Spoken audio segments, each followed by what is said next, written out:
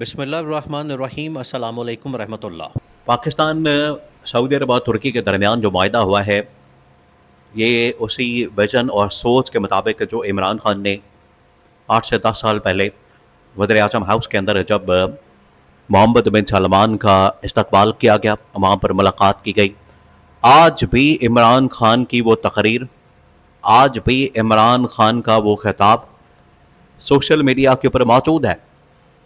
وہ آپ دیکھیں، جا کے چیک کر لیں، اس کے اندر محمد بن سلمان کو سامنے کھڑا کر کے اپنے ساتھ عمران خان نے کیٹیگوریکلی یہ پیغام دیا تھا۔ عمران خان نے بتا دیا تھا کہ سعودی عرب کو جو آگے چیلنجز کا سامنا کرنا پڑے گا، اس کو سامنے رکھتے ہوئے، اس کو مد نظر رکھتے ہوئے ہمیں ایک دفاعی معاہدہ کرنے کی ضرورت ہے، اور پاکستان بالکل اس کے شانہ بشانہ کھڑا ہوگا، پاکستان بالکل اس کی حمایت کرے گا۔ پاکستان اصل میں دیکھیں معاملہ کیا ہے، معاملہ ہے حرمین شریفین کا، مکہ اور مدینہ کا، اور اس کے لیے تمام کے تمام مسلمان اپنی جان بھی دینے کو تیار ہیں، اپنی جان بھی نشاور کرنے کو تیار ہیں، اپنی جان بھی دینے کے لیے تیار ہے۔ یہ ان کے لیے کوئی مسئلے والی بات نہیں ہے۔ تو پاکستان تو بالکل آپ سمجھیں کہ اس میں لیڈنگ پوزیشن رکھتا ہے، کیونکہ پاکستان کے پاس فوج بھی تگڑی ہے، پاکستان کے پاس جوہری اثاثے ہے، پاکستان کے پاس اس لحاظ سے دنیا کے اندر ایک طاقت موجود ہے۔ تو یہ عمران خان نے اس وقت آئیڈیا دیا تھا، عمران خان کی جانب سے یہ آئیڈیا شیئر کیا گیا تھا محمد بن سلمان کے ساتھ کہ ہمیں اس معاملے کے اوپر عمل درآمد کرنے کی ضرورت ہے، اور مستقبل کے چیلنجز سامنے رکھتے ہوئے ایک معاہدہ کرنے کی ضرورت ہے۔ تو آج یہ معاملہ آپ سمجھیں کہ تقریباً 8 سال بعد اس معاملے کو عمل درآمد یقینی بنایا گیا ہے، اور اس معاملے کو آگے بڑھایا گیا ہے۔ اب چیلنج کیا ہے سب سے بڑا؟ آج سعودی عرب کو، محمد بن سلمان کو، انہوں نے یہ دیکھیں شہباز شریف کے ساتھ ایک معاہدہ کر لیا، انہوں نے جنرل عاصم کے ساتھ یہ معاہدہ کر لیا۔ یہ جو معاہدہ ہو گیا ہے، اس کے بعد آج بھی سعودی عرب کے اوپر حملے ہو رہے ہیں، آج بھی یمن کی جانب سے، ایران کی جانب سے، یا مختلف ممالک کی جانب سے سعودی عرب کو اس وقت تھریٹس کا سامنا ہے۔ اب یہ جو تھریٹس کا سامنا ہے، یہ بہت بڑی تھریٹس ہیں، یہ سعودی عرب کے لیے آپ سمجھیں کہ ان کے وجود کے لیے ایک بہت بڑا خطرہ بن چکے ہیں۔ اب انہوں نے سب سے پہلے یہ اب جنرل عاصم کے سامنے یہ معاملہ رکھا ہے کہ اب ہمیں تھریٹ کا سامنا ہے، تو اب کیا کیا جائے؟ سعودی عرب کے اوپر حملہ ہو رہا ہے، تو اس کا مطلب ہے کہ کیا پاکستان بھی اس کے اوپر حملہ کرتے ہیں، پاکستان بھی اس کے اوپر اٹیک کرتے ہیں؟ کیونکہ اگر یہ اسی طرح سے چلتا رہتا ہے، اگر یہ اسی طرح سے لڑائی جاری رہتی ہے، اگر یہ اسی طرح سے جنگ جاری رہتی ہے، تو پھر ظاہری بات ہے پاکستان کو بھی بیچ میں آنا پڑے گا، پاکستان کو بھی اس کا حل نکالنا پڑے گا، پاکستان کو بھی آخرکار اس مسئلے میں جانا پڑے گا۔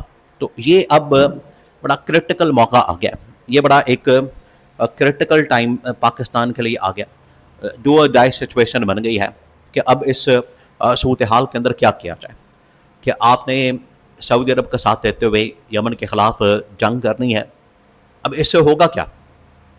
اس سے ہوگا یہ کہ دو ممالک آپس میں لڑ پڑیں گے، اسلامی ممالک، اور پاکستان اس میں ایک طرح سے فریق بن جائے گا، ایک پارٹی بن جائے گا، اس معاملے کے اندر آ جائے گا۔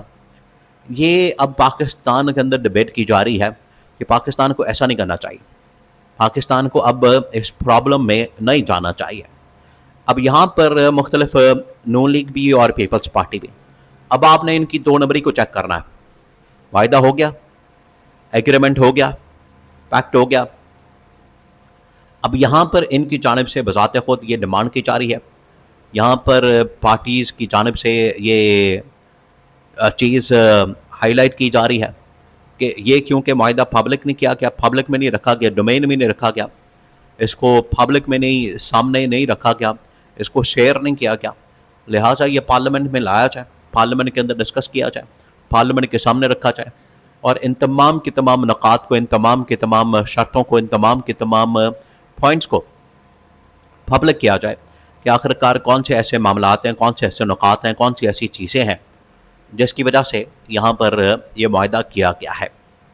تو اب ان پارٹیز کی جانب سے جو گئے تو اس چکر میں تھے کہ ہم جا کے سعودی عرب کا دفاع کریں, سعودی عرب کے ساتھ کھڑے ہوں تو ہمیں کوئی وہاں سے پیسہ مل جائے, ہمیں وہاں سے کوئی ڈالرز مل جائے, ہمیں وہاں سے کوئی پیٹرول مل جائے, ہمیں وہاں سے کوئی تیل مل جائے, تو اس سے ہمیں کوئی تھوڑا بہت فائدہ ہو جائے گا, بینیفٹ ہو جائے گا, اکانومی کو ہم بہتر کر لیں گے. یہ تو اس چکر میں گئے تھے.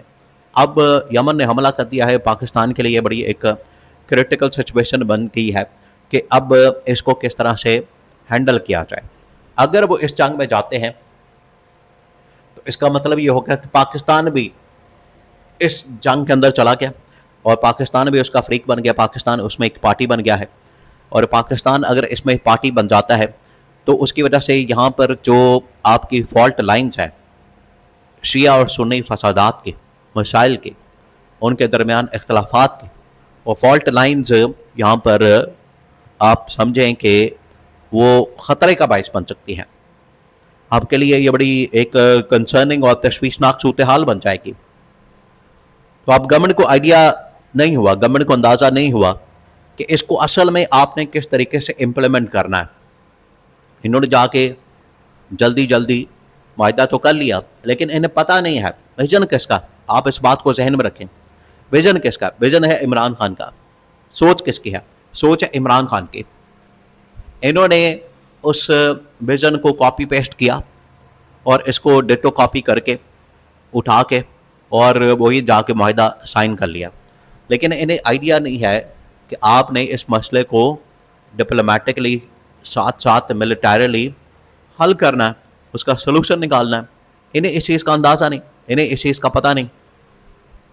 تو ڈپلومیٹکلی اور ملیٹریلی دونوں کو آپ نے کس طریقے سے ہینڈل کرنا ہے. عمران خان کے کریڈٹ کے اوپر موجود ہے کہ اس نے جس طریقے سے امریکہ کی افغانستان کے اندر جنگ کو ختم کروایا اور امریکہ میں اس جنگ کا خاتمہ کروایا, عمران خان کے کریڈٹ کے اوپر موجود ہے.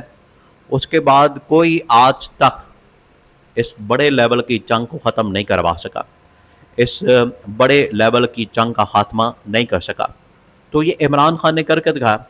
اس وجہ سے آج محمد بن سلمان اور ترک صدر طیب اردوغان کو اس چیز کا آئیڈیا ہے کہ ہماری لڑائی بھی نہ ہو اور مسئلہ بھی حل ہو جائے. یہ ہے اصل سوچ. تو محمد بن سلمان تو یمن کے ساتھ اس وقت تو بڑا چیلنج ہے, وہ تو سعودی عرب کو ایک تھریٹ ہے. تو محمد بن سلمان نے کہا ہے کہ ہم لڑے بغیر مسئلہ حل کر سکیں. ہمیں اب اس طرح سے جانا ہے جس طرح سے عمران خان کا جو ایک پورا کانسیپٹ ہے, اگر ہم اس کے مطابق آگے بڑھتے ہیں تب اس مسئلے کا حل نکالا جا سکتا ہے.